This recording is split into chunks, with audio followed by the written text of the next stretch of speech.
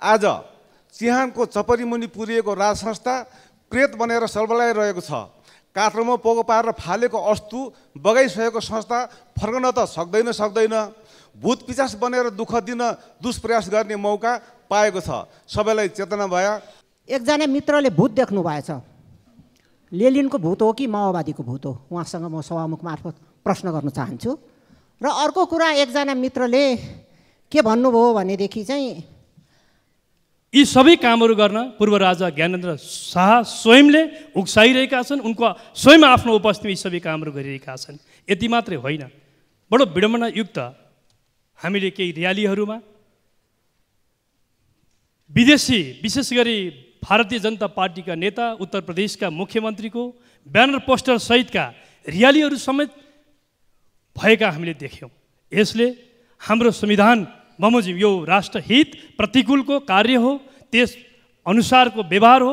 यस्ता कार्यहरूलाई कानुनी दायरामा ल्याउन जरुरी छ। यस्ता विषयहरूमा सरकारले गम्भीरताका साथ नोटिसमा राखेर काम गर्नुपर्ने हुन्छ। म सम्मान्य सभामुख महोदय मार्फत भन्न चाहन्छु कि लोकतन्त्रको विकल्प राजतन्त्र हुन सक्दैन। लोकतन्त्रको विकल्प निरङ्कुश तन्त्र हुन सक्दैन।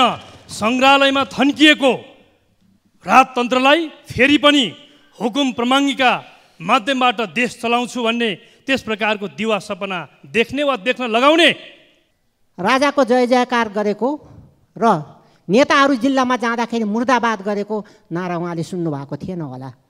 यो त मित्र, यो त ट्रायल मात्रै हो। सामान्य सभामुख महोदय, आज देशमा विभिन्न किसिमको कुराहरू उठिरहेको छ। तत्कालीन राजतन्त्र सम्मान्य राजतन्त्र भएको संविधानले नेपाली नागरिकहरूको अधिकार खोज्ने काम मात्र गरे। त्यसै कारण नागरिकहरूले ठुलो सङ्घर्ष र आन्दोलन गरेर रगत बगाएर सङ्घीय लोकतान्त्रिक गणतान्त्रिक संविधान बनाएका छन्। नेपालमा पुनः राजतन्त्र स्थापना गर्नेले बुझ्न आवश्यक छ कि समस्याको समाधान विगतमा फर्किनु होइन, सुधारको बाटो अपनाउनु हो। लोकतन्त्रलाई सुदृढ गर्नु हो। लोकतान्त्रिक संस्थालाई बलियो बनाउनु आवश्यक छ। कुशासन र भ्रष्टाचार अरू जिल्लाका मान्छेहरू थपिए, अरू 73 जिल्लाका मान्छेहरू थपिए भनेदेखि जुन भिड आउँछ त्यो देखेर नआत्तिनु होला। लुक्ने ठाउँ अहिले नै खोजेर बस्नु होला। त्यो मित्रलाई म अनुरोध गर्न चाहन्छु, सबैजनाहरूको नागरिकहरूको अधिकार छ। नागरिकहरूले आफ्ना कुराहरू राख्न पाउँछन्।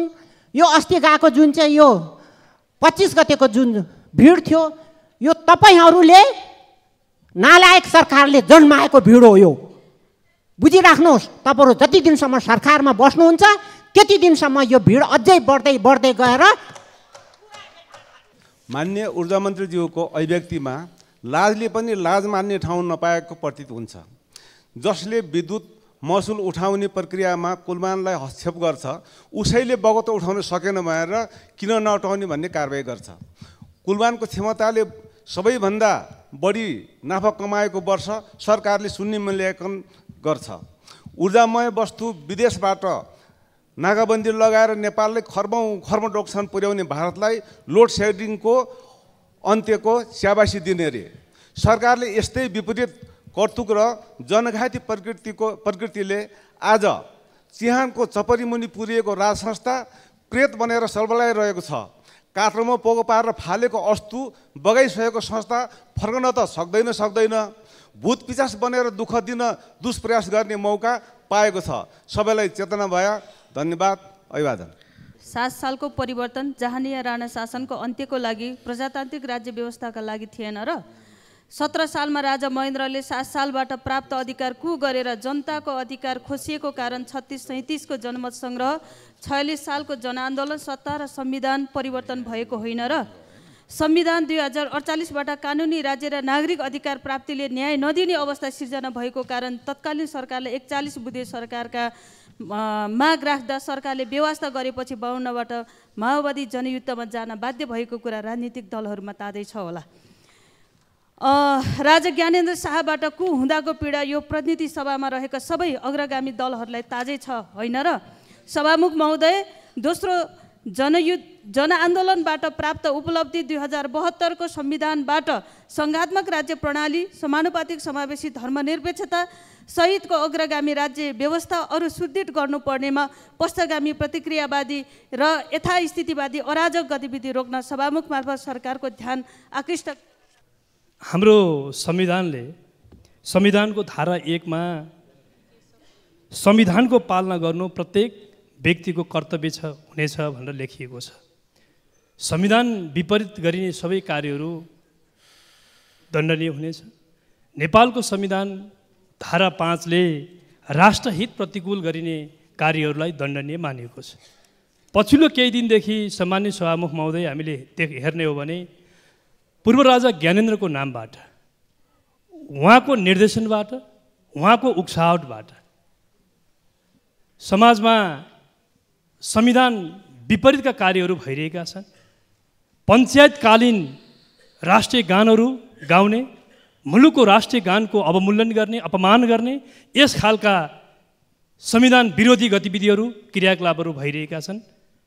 यी सबै कामहरू गर्न पूर्व राजा ज्ञानेन्द्र शाह स्वयंले उक्साइरहेका छन्। उनको स्वयं आफ्नो उपस्थितिमा यी सबै कामहरू गरिरहेका छन्। यति मात्रै होइन, बडो विडम्बनायुक्त हामीले केही र्यालीहरूमा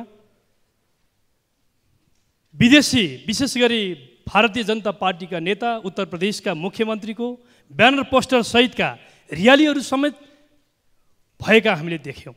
यसले हाम्रो संविधान बमोजिम यो राष्ट्रहित प्रतिकूलको कार्य हो, त्यस अनुसारको व्यवहार हो। यस्ता कार्यहरूलाई कानुनी दायरामा ल्याउन जरुरी छ। यस्ता विषयहरूमा सरकारले गम्भीरताका साथ नोटिसमा राखेर काम गर्नुपर्ने हुन्छ। म सम्मान्य सभामुख महोदय मार्फत भन्न चाहन्छु कि लोकतन्त्रको विकल्प राजतन्त्र हुन सक्दैन, लोकतन्त्रको विकल्प निरङ्कुश तन्त्र हुन सक्दैन। सङ्ग्रहालयमा थन्किएको राजतन्त्रलाई फेरि पनि हुकुम प्रमाङ्गिका माध्यमबाट देश चलाउँछु भन्ने त्यस प्रकारको दिवा सपना देख्ने वा देख्न लगाउने हिजो दरबारको एकजना मित्रले भूत देख्नु भएछ। लेलिनको भूत हो कि माओवादीको भूत हो, उहाँसँग म सभामुख मार्फत प्रश्न गर्न चाहन्छु। र अर्को कुरा, एकजना मित्रले के भन्नुभयो भनेदेखि चाहिँ राजाको जय जयकार गरेको र नेताहरू जिल्लामा जाँदाखेरि मुर्दाबाद गरेको नारा उहाँले सुन्नुभएको थिएन होला। यो त मित्र, यो त ट्रायल मात्रै हो। अरू जिल्लाका मान्छेहरू थपिए, अरू 73 जिल्लाका मान्छेहरू थपिए भनेदेखि जुन भिड आउँछ त्यो देखेर नआत्तिनु होला, लुक्ने ठाउँ अहिले नै खोजेर बस्नु होला। त्यो मित्रलाई म अनुरोध गर्न चाहन्छु, सबैजनाहरूको नागरिकहरूको अधिकार छ। नागरिकहरूले आफ्ना कुराहरू राख्न पाउँछन्। यो अस्ति गएको जुन चाहिँ यो 25 गतेको जुन भिड थियो, यो तपाईँहरूले नालायक सरकारले जन्माएको भिड हो। यो बुझिराख्नुहोस्। तपाईँहरू जति दिनसम्म सरकारमा बस्नुहुन्छ त्यति दिनसम्म यो भिड अझै बढ्दै बढ्दै गएर